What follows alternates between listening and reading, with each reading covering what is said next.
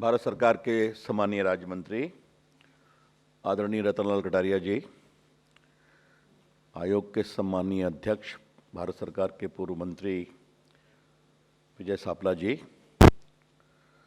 उपाध्यक्ष श्री अरुण हल्दर जी, सदस्य अंजू बाला जी, सुभाष रामनाथ पादी जी, मेरे विभाग के सचिव श्री अजय साहनी जी, सुशील कुमार जी,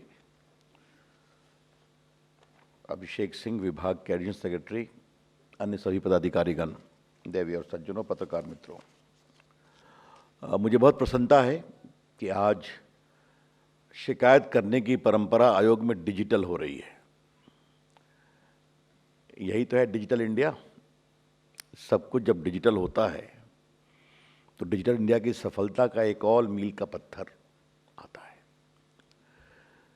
और बहुत ही ये स्वाभाविक है कि आज डॉक्टर अंबेडकर की जयंती है, इसलिए इस अवसर पर सांपला जी ने मुझे बुलाया।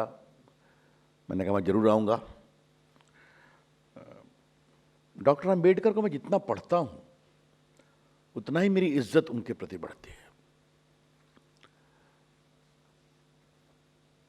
हम लोग कहते हैं बार बार कि संविधान बनाने में उनकी बहुत बड़ी भूमिका थी। कुछ लोग कहते हैं इसलिए कि वो दलित वर्ग से आते थे। कभी एक बात नहीं भूलना चाहिए कि उनको संविधान के ड्राफ्टिंग कमेटी का चेयरमैन इसलिए बनाया गया कि उस समय वो भारत के सबसे योग्य संविधान विशेषज्ञ थे। इसको कभी नहीं भूलना चाहिए। मुझे याद है कि उनका एक बहुत महत्वपूर्ण पैम्फलेट मैंने पढ़ा, मुंबई में पढ़ते थे, नो प्यून नो वाटर। क्योंकि स्कूल में पढ़ते थे तो बाकी सब तो घड़े में पानी पीते थे, और जितने उनके वर्ग के बच्चे आते थे उनके लिए चपरासी 2 बार बाहर पंक्ति बैठा करके बाल्टी से पानी गिराता था। उस दिन वो छुट्टी पर था तो प्यासे रह गए। आप कभी कल्पना करिए कि इतनी पीड़ा और विषमता से अपने को उसमें डालना चाहिए। क्योंकि मैं जब पटना में वकालत करता था सांपला जी, तो मैं ह्यूमन राइट एक्टिविस्ट भी बना था, पार्टी में दोबारा सक्रिय होने के पहले, विद्यार्थी परिषद के बाद। और मैंने उस विषमता को जमीन पर देखा है। मैंने जाकर अभी जो हमारे रतलाल जी मुझे मेरे बारे में बोल रहे थे, तो मेरे अंदर ये जो एक भावना है वो बहुत दिनों से है, जब मैंने देखा उनकी विषमताओं को। और उन्होंने क्या सपना देखा कि हमें संवैधानिक तरीके से भारत को बनाना है और अपने लिए सम्मान पाना है। We have to ensure progress of India through constitutional means. और उस संविधान की 3 बातें हमेशा ध्यान रखनी चाहिए। फ्रीडम भी है, लिबर्टी भी है, लेकिन इक्वालिटी भी उतनी ही जरूरी है। जब तक समानता नहीं होगी तब तक स्वतंत्रता मजबूत नहीं होगी। और अगर हिंदुस्तान के आम नागरिक को एम्पावर करना है तो विषमता को समाप्त करना जरूरी है। ये जो भारत के संविधान की बहुत बड़ी सोच है ना, इसको समझना चाहिए। इसलिए मैं तो बार बार कहता हूं कि रतनलाल जी, आप और आपका विभाग, और सापला जी आपका विभाग, डॉक्टर अंबेडकर के जीवन दर्शन, उनका संघर्ष और उनके संकल्प को बताना चाहिए देश की आने वाली पीढ़ी को, कि वो समझें। और देखिए, डॉक्टर अंबेडकर भारत को बहुत समझते थे। अगर आप देखें मौलिक अधिकार को, क्योंकि आज का अवसर है, मुझे लगा कि मैं अपने इस विचारों को आपके सामने साझा करूं, तो उन्होंने समाज के पिछड़े वर्ग जो हैं सबों को पढ़ाई के लिए भी रिजर्वेशन दिया, नौकरी का भी रिजर्वेशन दिया, लेकिन पॉलिटिकल रिजर्वेशन सिर्फ एसटी एससी को दिया। मतलब विधानसभा और लोकसभा में उनके लिए आरक्षण किया। तो अगर हमें उन्हें आगे बढ़ाना है तो हमें उनके लिए ये भी आरक्षण देना पड़ेगा। और 2 मूल सिद्धांतों को समझना बहुत जरूरी है। हमारे जो वनवासी भाई हैं, आदिवासी भाई हैं, उनको इसलिए आरक्षण दिया कि उनको वन से निकाल कर समाज के मुख्य धारा में लाना था। और जो हमारे दलित भाई हैं, उनको आरक्षण सम्मान इसलिए दिया कि उनके साथ जो हजारों साल की विषमता थी उसको समाप्त करना था। और संविधान के निर्माण करने वाले बड़े बहुत महान लोग थे, बाबा साहब, डॉक्टर पटेल, सरदार पटेल, राजेंद्र बाबू, मौलाना आज़ाद, जवाहरलाल नेहरू। उनकी समझदारी थी भारत के भविष्य के बारे में, लेकिन उन्होंने ये पाया कि ये विषमता हिंदू समाज की कुरीति है, दलितों के साथ हुई। इसीलिए जब शेड्यूल कास्ट ऑर्डर 1950 बना, उसमें जिसमें हर स्टेट में कौन कौन शेड्यूल कास्ट होगा उसको उसी के माध्यम से आइडेंटिफाई करते हैं। उसमें लिखा है this shall be applicable to those who are Hindus, और बाद में उसमें सिख और बुद्धिस्ट जोड़ा, जो संविधान में भी प्रावधान है। इसलिए आजकल जब मैं दलित और मुस्लिम, दलित क्रिश्चियन और दलित मुस्लिम की बात सुनता हूं तो मेरे अंदर एक कौतूहल पैदा होता है कि आपको ये बताना पड़ेगा कि आपके समाज में भी ये विषमता हुई है हजारों साल से, उसे स्वीकारना पड़ेगा। हिंदू समाज के लोगों ने स्वीकारा और संविधान बनाने वालों ने स्वीकारा कि हमारे यहाँ विषमता हुई है, उसका हमें संवैधानिक उत्तर देना पड़ेगा। ये पॉलिटिकल समझदारी और संवैधानिक समझदारी बहुत जरूरी है। मैं हमेशा मानता हूं कि आजाद भारत में 3 नाइंसाफी हुई है, और ये मैं बहुत गंभीरता से कहना चाहता हूं। भारत को बनाने वाले हर विचारधारा के लोग रहे, उनकी सोच रही है। सरदार पटेल अगर नहीं होते तो भारत कहां होता? 565 रियासतों में या 66 में सरदार पटेल 565 को हैंडल कर रहे थे, कोई समस्या नहीं है। नेहरू जी एक को हैंडल कर रहे थे, कश्मीर को, समस्या थी, अभी कुछ दिन पहले ख़त्म हुई है। अब जब भारत अगले साल 75 ईयर्स होगा तो भारत की नई जनरेशन्स को भारत के इतिहास को ऑब्जेक्टिवली समझने का अवसर देना चाहिए। तुम तय करो किसने सही किया, किसने गलत किया।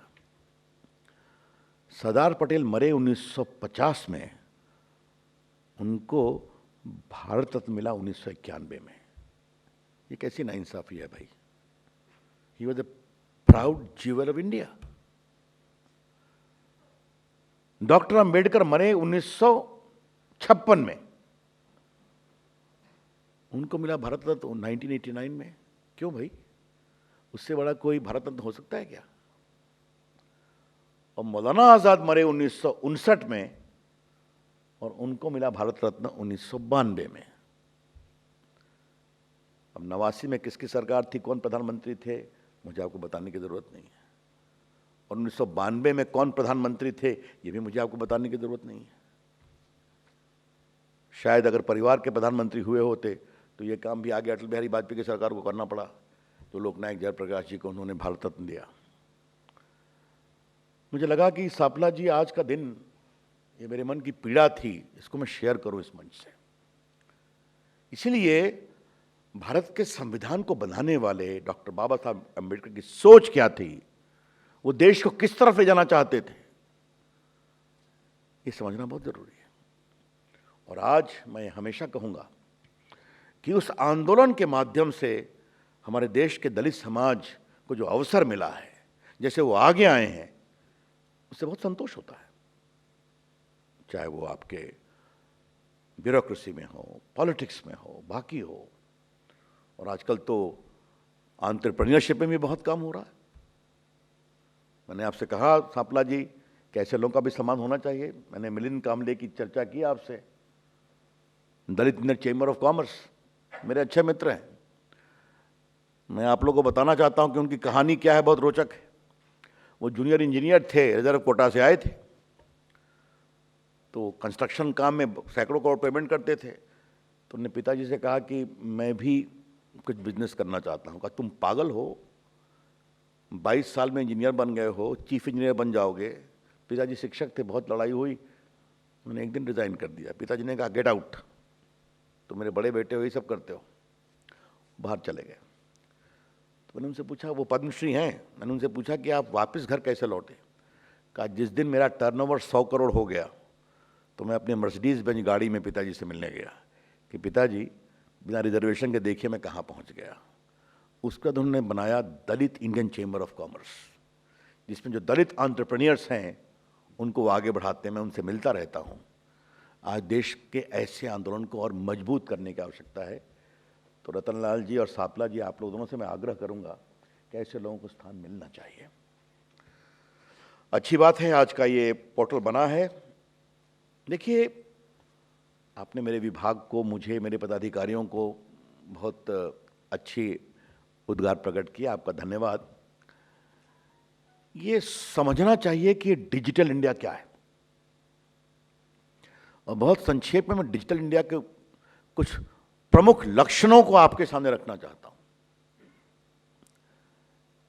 14 में जब मोदी जी चुनाव लड़ रहे थे तो उन्होंने एक संकल्प दिया था कि अगर देश की जनता मुझे आशीर्वाद देगी तो मैं ऐसा भारत बनाऊंगा जहां IT plus IT is equal to IT।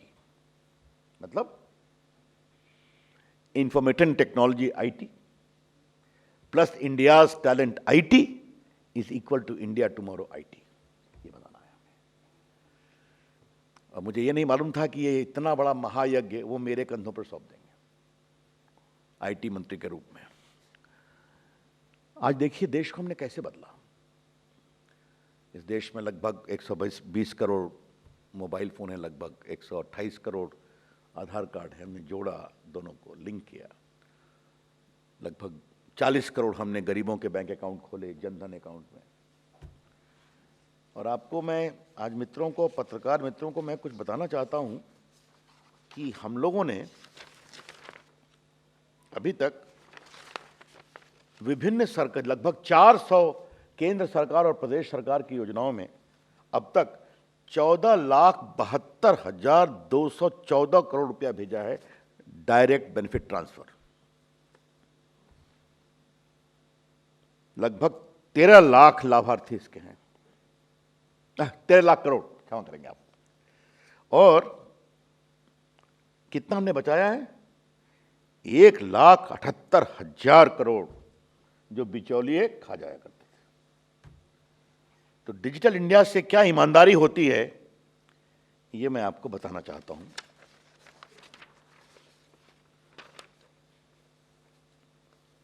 Digital India, हमारे विभाग के लोगों ने उसकी परिभाषा बहुत टेक्नोलॉजी पूर्ण बनाई थी। हमने कहा नहीं, इसकी सरल भाषा, तो भाषा सापला जी मैंने खुद बनाई।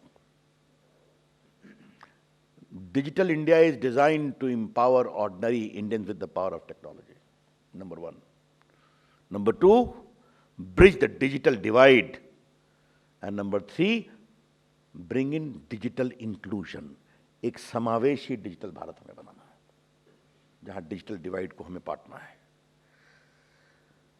और ये सब होना चाहिए उस टेक्नोलॉजी से जो भारत में बनी हो, सस्ती हो। आज देखिए, आधार भारत के टेक्नोलॉजी के लोगों ने बनाया, मेरा विभाग देखता है उसको। ये आपका goods and services tax GSTN Bharat के टेक्नोलॉजी के बच्चों ने बनाया है। अभी तक बता दूं कि रजिस्टर्ड टैक्स पेयर्स हैं 1,28,00,000।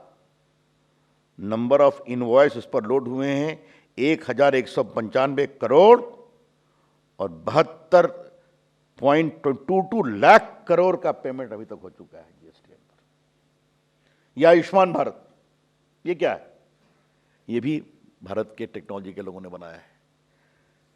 उस पर 14.88 करोड़ कार्ड इशू हो चुका है,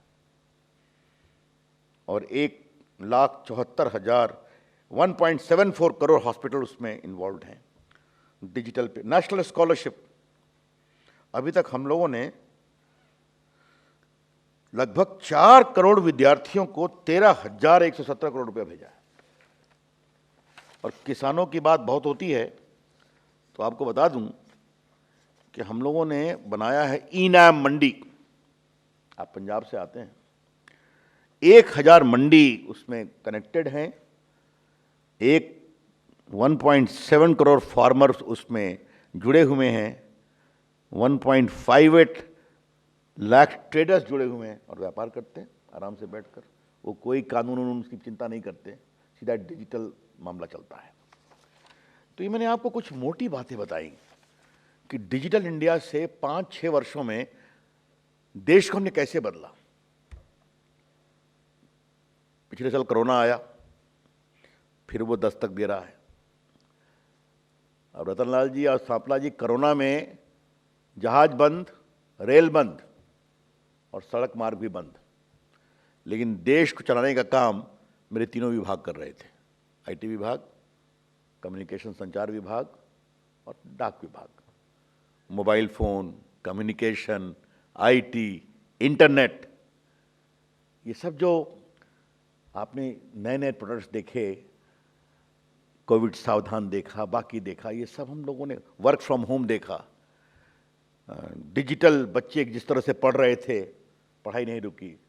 और अगर मैं कानून मंत्री की टोपी पहनूं तो लगभग 72 लाख केसेस की सुनवाई हुई है थ्रू ई कोर्ट, हाँ, supreme court, high court, district court.